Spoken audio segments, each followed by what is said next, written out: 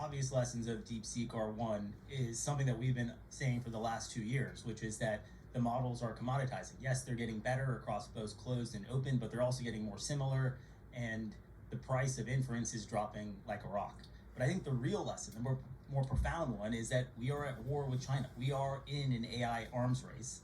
And I got into a disagreement with Sam Altman about this at the Senate AI Summit over a year ago, where I was arguing that we are in an AI arms race, and there's an opposing view that we can all get along and we can cooperate on these things. And I'm sure the other side feels quite different, realizing that their IP has been stolen in this process here.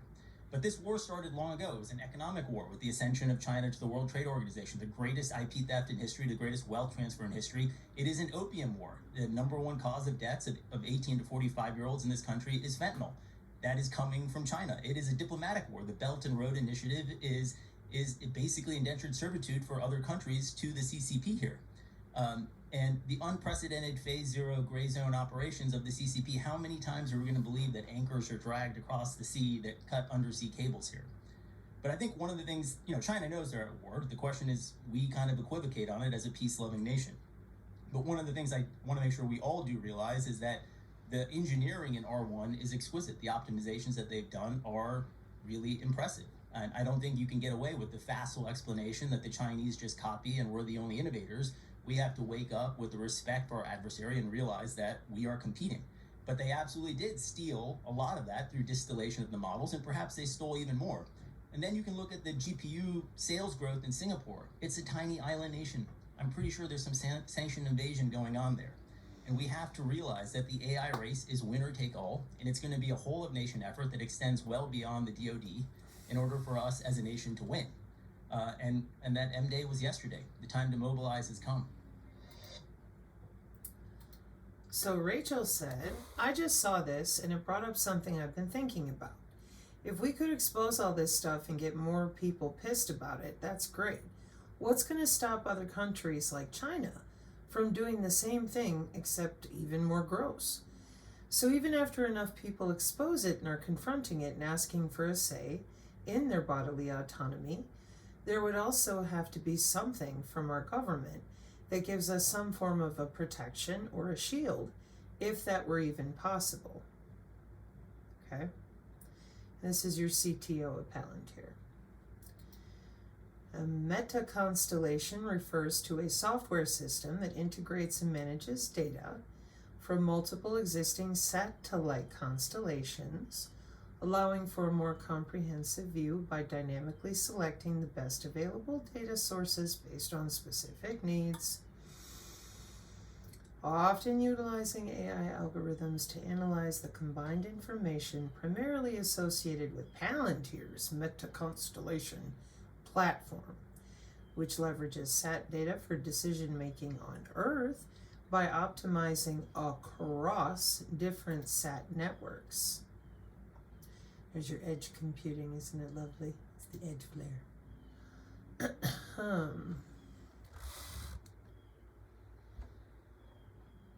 Deploy AI to orbit. Isn't that nice? Oh, there's all the mesh networking. Talking. Harness the power of satellite constellations to empower decision makers on Earth. Integrate with a mesh of existing satellites. Sensor integration. Zoom in for you. Meta-constellation integrates with sensor constellations, allowing users to request collection without the complexity of orchestrating many satellites. Leveraging AI models. We've shown before how very pretty Palantir's software is. Palantir's meta-constellation software harnesses the power of growing satellite constellations, deploying AI into space to provide insights to decision makers here on Earth. Our meta-constellation integrates with existing satellites, optimizing hundreds of orbital sensors and AI models, and allowing users to ask time-sensitive questions across the entire planet. Important questions, like where are there indicators of wildfires? Or how are climate changes affecting crop productivity? And when and where are naval fleets conducting operations? Meta Meta Constellation pushes Palantir's edge AI technology to a new frontier. As we all know, submarines present threats to the US and its allies. And to protect strategic interests, Allied forces need to track every submarine's deployment around the world. And at the forefront of this challenge are anti-submarine warfare officers. They turn to Meta Constellation to monitor ports across the Pacific. Let me show you a little bit about what that looks like. In response to Allied monitoring requests, Meta Constellation dynamically determines which orbiting sensors are available. Integrated through Palantir, the constellations then collaboratively schedule coverage over each port. Meanwhile, Apollo for Edge AI assigns tailored AI micromodels to each satellite. Running on board the satellite, the models will automatically find submarines and stream those insights directly to users. With the mission planned, Apollo automatically reconfigures each of the satellites, pushing the right micromodels into orbit. And as a software payload on board, Palantir's Edge AI platform connects complex satellite subsystems to models, integrating new AI with the hardware. The best part, my favorite part, is that as it orbits, the Edge AI platform hot swaps the right micromodels in, rapidly reconfiguring the satellite. The models process imagery, they detect submarines, geolocate them, and then determine any movement since the last collection pass, all in under a second. When the AI sees a submarine movement, that insight is directly downlinked to Allied forces as the satellite passes overhead, and the anti-submarine warfare officers are notified in just minutes, empowering them to respond in a way that we've never seen before.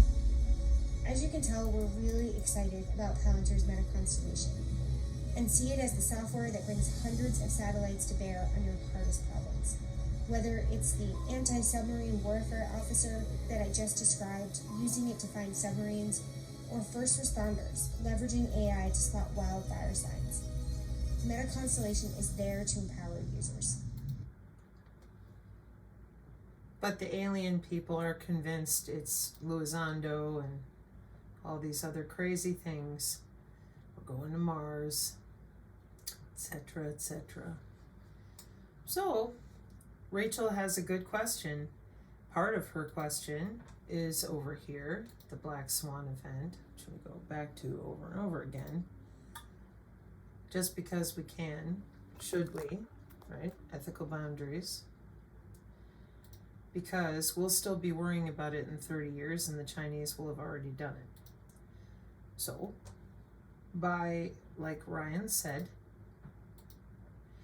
nobody was honest. Everybody was too busy being dishonest. And those of us that were honest were buried. You have your Nicholson 1968 guy. You have a whole bunch of Deborah Tavares types, all sorts of people. And everybody told them, shut up, we're busy, going to work. So now, it's very difficult to answer Rachel's query because everybody wants to be protected. Well, you're going to want a hybrid. You're going to want somebody who has organoid and organelle intelligence so that they can process in their brain chemistry those organoid intelligence networks quicker. Then they can communicate with all those satellite systems faster and maybe get you and your family to safety or get you information that could help you. Additionally, biocomputing, your thermodynamic computing, is very lucrative because DNA stores more data, neurons are faster than traditional computing and work better with quantum computing and organoid intelligence, as well as synthetic biology. High performance biocomputing and synthetic biology integrated transcriptional and metabolic circuits. Bioengineering and biotechnology. Biocomputing uses molecular biology parts as the hardware to implement computational devices. By following predefined rules often hard-coded into biological systems, these devices are able to process inputs and return outputs thus computing information. Key to the success of any biocomputing endeavor is the availability of a wealth of molecular tools and biological motifs from which functional devices can be assembled. Synthetic biology is a fabulous playground for such purpose, offering numerous genetic parts that allow for the rational engineering of genetic circuits that mimic the behavior of electronic functions such as logic gates. A grand challenge as far as biocomputing is concerned is to expand the molecular hardware available beyond the realm of genetic parts by tapping into the host metabolism. This objective requires the formalization of the interplay of genetic constructs with the rest of the cellular machinery. Furthermore, the field of metabolic engineering has had little intersection with biocomputing thus far, which has led to a lack of definition of metabolic dynamics as computing basics. In this perspective article, we advocate the conceptualization of metabolism and its motifs as the way forward to achieve whole cell biocomputations. The design of merged transcriptional and metabolic circuits will not only increase the amount and type of information being processed by a synthetic construct, but will also provide fundamental control mechanisms for increased reliability. 2019. So for those of you that do follow me on the Biofield Practice channel, this is part of what I was referring to about how their life extension technology, cracking the bioelectric code, harnessing synthetic biology, it continues to need upgrades, and your endocrine system is a huge component of those upgrades. So I'm going to go ahead and put some of these papers in order so that we can talk about the biocomputing, thermodynamic computing, and the Internet of Space things a little bit better. Before I go, what is a logic gate? The electronic circuit that takes one or more binary inputs and produces a single binary output based on a specific logical operation. This is your AND or XOR, not NAND nor an XNOR. You guys have seen it before this way. Electronics diagrams and computing. So what I would say to Rachel is, and again, I like Rachel, you're going to want to know a hybrid. You're going to want to know somebody who augmented if you're busy running from drones or something else. But in case nobody's noticed, because I definitely have, it seems to me that nobody, well, not nobody, but very few people at this point are actually interested in knowing how or why. They just want to be remoted harder, not be sick. We've had so much surveillance for so long. Nobody seems real bothered by all of this AI surveillance, including under the skin. It's why I've tried really hard to help educate the folks that are, I'll be 46 this year, and many folks older than me were totally caught off guard. But the youth are not. They want to upload to the cloud. They're happy to be surveilled under the skin. They're happy to live in a 15-minute city. So that is why I've done the best I know how to do. And moving into the psionic ability component is for those of us who are probably going to end up living like monks or down by the river, because I'm warning you folks again out there who, if you think that these religious arguments are going to move people, you are mistaken. Greg Braden, all these other people, they're not interested in, well, not Greg Braden, but I mean the majority of people, they're not interested in religions. And they don't want to sit there and meditate. They want to slap that wearable on. It's not a joke. Oh, may God bless you, Heather Moon. Thank you. She has been busy helping make sure some of these get here. She got a new job too, so she's been very busy. Okay, hang on.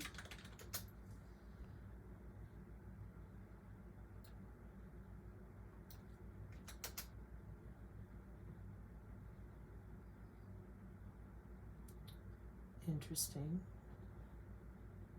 Superhero, that was the other word used. There we are. Oh, being a Marvel superhero in any smart city. Yeah. N4 Sim, the first nervous nanonetwork simulator with synaptic molecular communications. N4, I said. The upgrade to the Dizdar doll. Then there's N5 too. So, comparison of optimization algorithms for biological neural network identification, 2010. Recently, the identification of biological neural networks has been reformulated as an optimization problem based on the framework of adaptive synchronization. In this paper, 4 different optimization algorithms, I'm starting to hate that word, optimization, including genetic algorithm, jumping gene genetic algorithm, taboo search, and simulated annealing, have been applied for this optimization problem.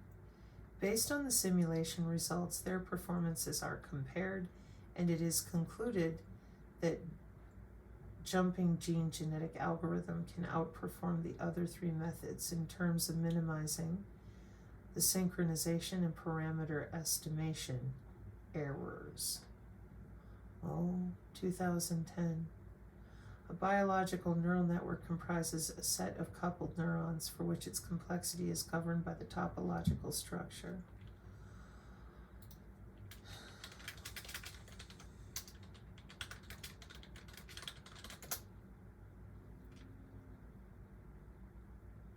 Those neural networks, we have artificial, convolutional, all sorts of stuff, yeah.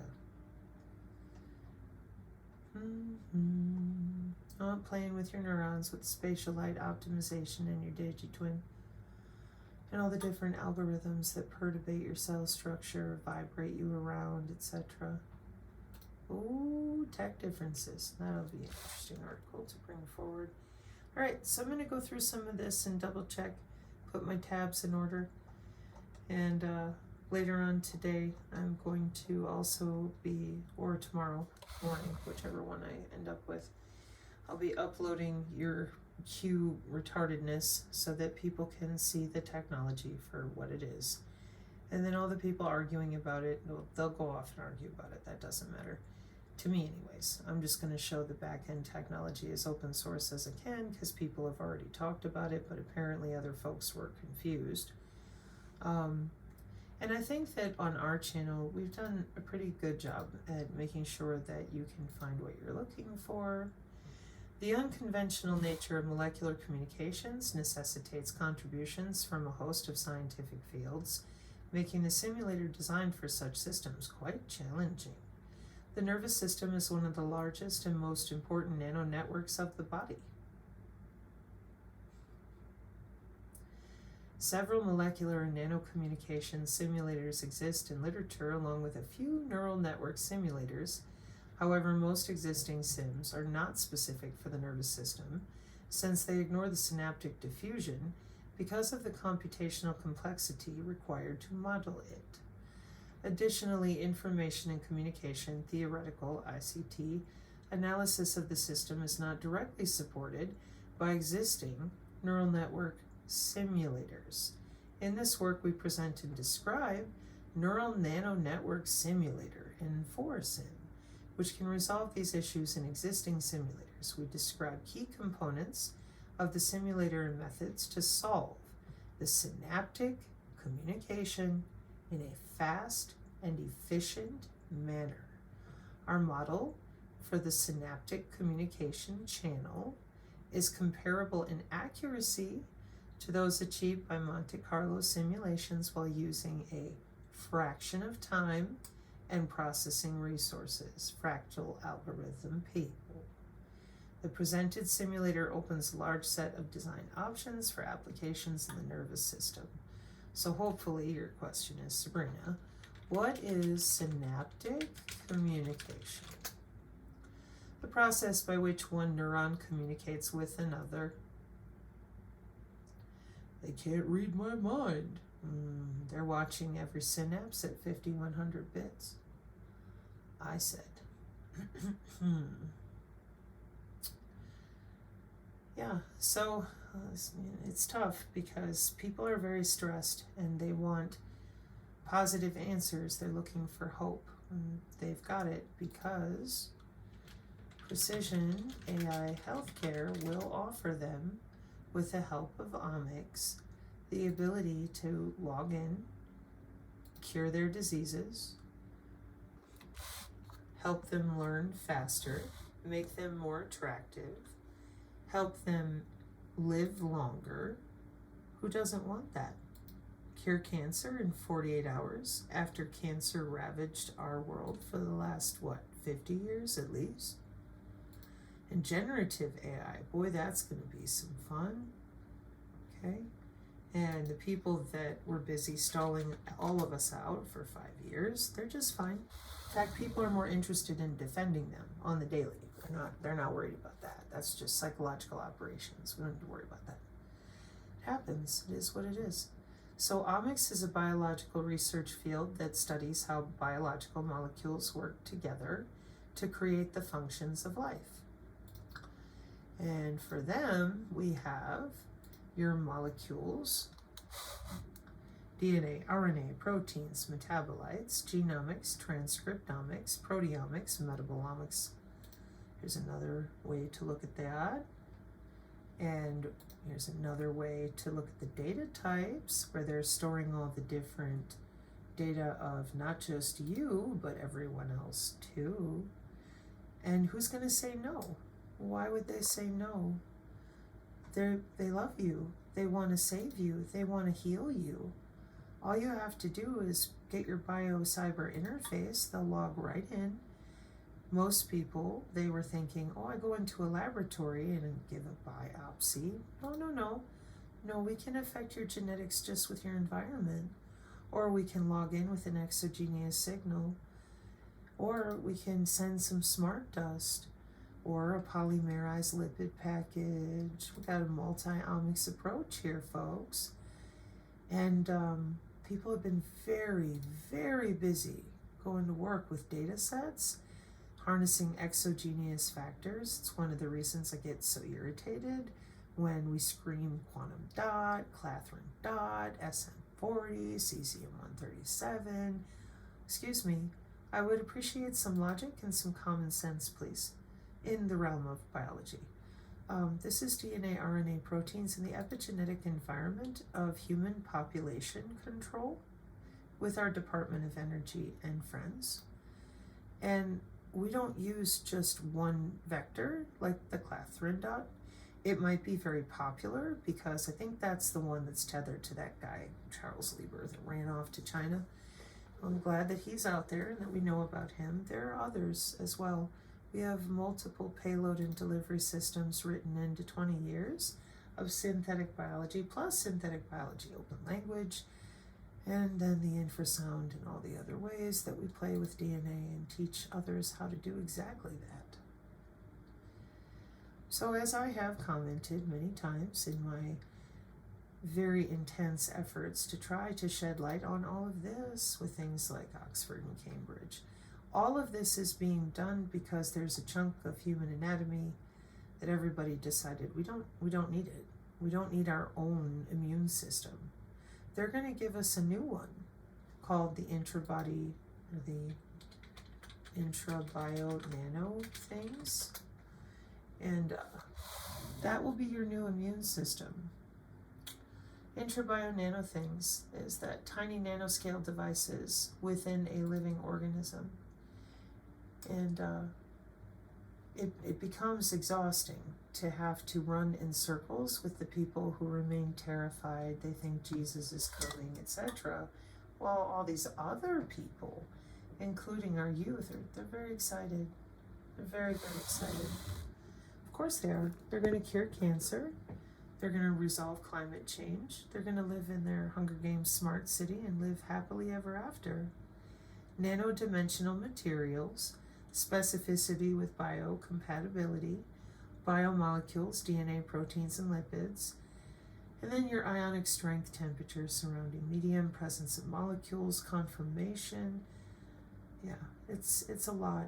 And that's why I didn't go too deep into your tomography and your carrier systems for all the different types of the biosensing they do. Acoustic waves, magnetics, electrochemical, antigen-antibody interaction, enzyme-substrate interaction, nucleic acid interaction, or cell-based. And then we can get into the lipid damage, protein damage, nucleic acid damage. They heal themselves. They've got other networks for that, and protocols too. Oh, this is interesting. The Internet of Nano Things, a comprehensive review from architecture to security and privacy challenges at MDPI. Oh, Nano Router, Nano Link, Nano Node.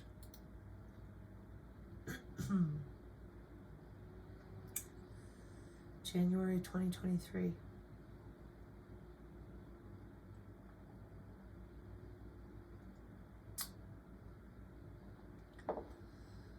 The growth and rapid demand for information communication technologies early in the 21st century has influenced many domains such as manufacturing, transportation, communication, healthcare, and agriculture to reach their fullest potential, and has led to the proliferation of many advanced sets of technologies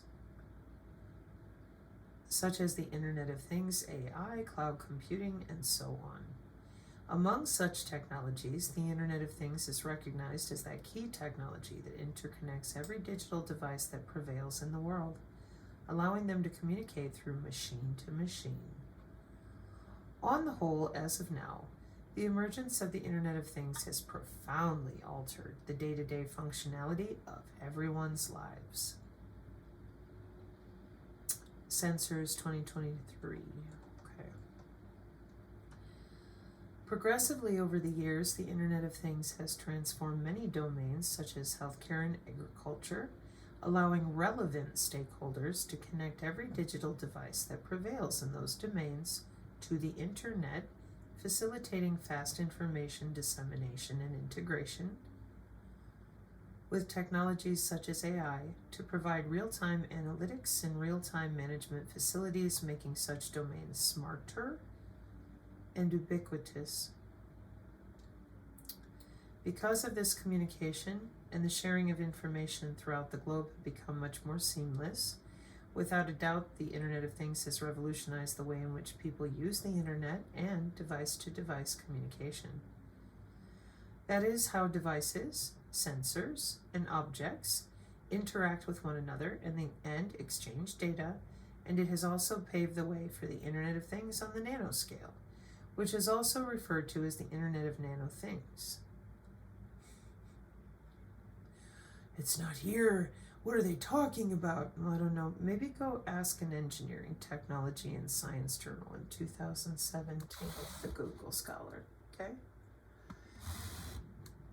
So, let's see. Oh, good Lord.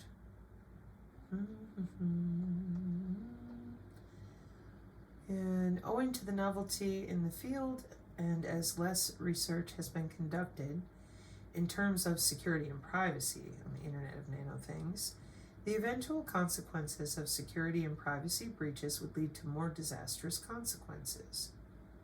Oh, hang on. One of the main security risks in the Internet of Nano Things is the potential for hackers to gain access to sensitive data transmitted by these devices. As these devices are often small and distributed in nature, it may be difficult to detect if they have been compromised. In addition, the data transmitted by these devices may be sensitive in nature, such as medical data or financial information. If these data were to fall into the wrong hands, it could lead to serious consequences for the individuals involved. Further, another risk associated with the Internet of Nano Things is the potential for denial of service attacks. These attacks occur when a malicious actor floods a device or network with traffic, rendering it unable to function properly.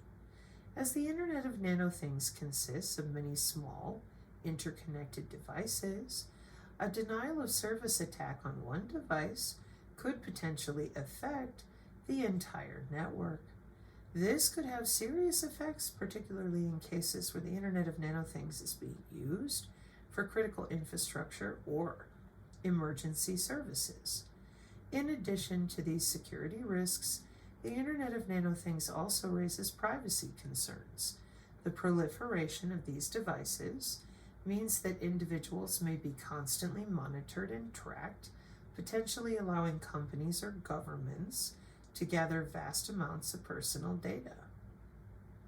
This data could be used for targeted advertising or could be sold to third parties without the individual's knowledge or consent, which would tarnish one's privacy. We don't want your opinion. We're busy upgrading our chattel. Internet of Things, security issues and applications and proceedings at the 2018 Second International Conference on Cloud and Big Data Computing. Connecting in-body nanocommunication with body area networks, challenges and opportunities of the Internet of Things, nanocommunication networking looks like, Google Scholar 2015. Systematic review of the Internet of Things, technology, taxonomy, architecture, open challenges, motivations, and recommendations. Advancing modern healthcare with nanotechnology, nanobiosensors, and Internet of Things, taxonomies, applications, architectures, and challenges, IEEE 2020. You know me, I'm always looking for the Illuminati, your Masons, or all the other garbage that you filled everybody's heads with since 2016. Internet of Things, next evolutionary step in nanotechnology, nanoscience, 2017. Internet of Things, security solutions, 2020. Well, there we just ran out of luck again with all those cute little fantasies. So now, owing to the novelty in the field, and as less research has been conducted in terms of the security and privacy of the Internet of Things, the eventual consequences of security and privacy breaches would lead to more disastrous consequences. Excuse me. Such consequences may include unavailability of services due to downtime of networks and servers, malfunction of Internet of Things solutions, tarnishing the image of individuals and organizations due to privacy violations, and eventually the loss of lives. Thus, motivated by the synthesis of the latest knowledge pertaining to the Internet of Things ecosystem and security and privacy challenges of the Internet of Things in this study, we provide a comprehensive review of the Internet of Things ecosystem, including fundamentals in security and privacy issues, also highlighting the countermeasures. In this regard, the key contributions of the study are as follows. In 1959, there's Richard Feynman again with his nanotechnology ideas, and there's Professor Achildes and Joseph Jornet from the Georgia Institute of Technology. Oh, we don't want to talk about that. We need hope. Okay, hang on. Sensors and actuators, we don't want to learn about that. We need hope. Okay. Network infrastructure, control unit, reproduction unit creates each component of the nanomachine using external components and assembles them to produce the nanomachine. Overall, the architecture of the Internet of Things is complex and involves a wide range of technologies and protocols that enable communication and data exchange at the nanoscale. As the field of nanotechnology continues to advance, the capabilities of the Internet of Things are likely to expand, leading to a wide range of potential applications in many domains. Interconnecting nanomachines with current communication networks and eventually with the Internet necessitates the creation of novel network architectures, which would depend on the application context. Having provided a brief overview of key components of the Internet of Nanothings architecture, next we highlight the pervasive Internet of Nanothings network architecture in the context of a smart home and an intra-body nano network in healthcare. The Internet of Nanothings architecture of a smart home is depicted in Figure 1. Is this the part where I say thank you so much for everything that you've done out there to deny people the basic ability to talk about their future? I would like to end by thanking Corinne and Non-Vaxxer and so many other people who have tried everything we know how to talk about this situation for what it is. And I hope that we are able to continue educating wherever we can. But we're way past the point of, and we were way past the point 2 years ago. Nano exponentiates, folks. These people have been going to human augmentation conferences at hotels. It's wide open for 14 years. We've had commercial brain-computer interface for 10 years. I suspect if they can't, because they want to make people fight in any direction. But this is what I've been trying to get across to my own folks here, that there's no reason to fight over this. We need to talk about it for what it is, because they're way down the road. So I would suggest for those of you who still don't understand what they're going to be capable of inside their smart city, I'll leave this link here so y'all can go see it. This for me is 5 months ago, okay? And as I said, I'm going to organize my tabs and come back with a little bit more about your meta constellations. Oh, look, the layered network architecture of a generic Internet of Nanothings solution. But we have a consensus. Oh, cute little nerds, always in the upper layers. What about the people who are not interested? Well, yeah. I don't think you're going to get a choice. Right. So I'm still working on the different block, shock, shunt, and shield and environment. But we all know that you can't shield another body as well. What are we all going to do? Live together in a commune somewhere? All right, here's the closer. Health care, or as Corinne would say properly, health care, is a domain wherein Internet of Nanothings solutions are highly used as of now, compared to all other domains, as we have noted through the reviewed state of the art. A body sensor network is one such example. A body sensor network employs various sensors implanted inside the human body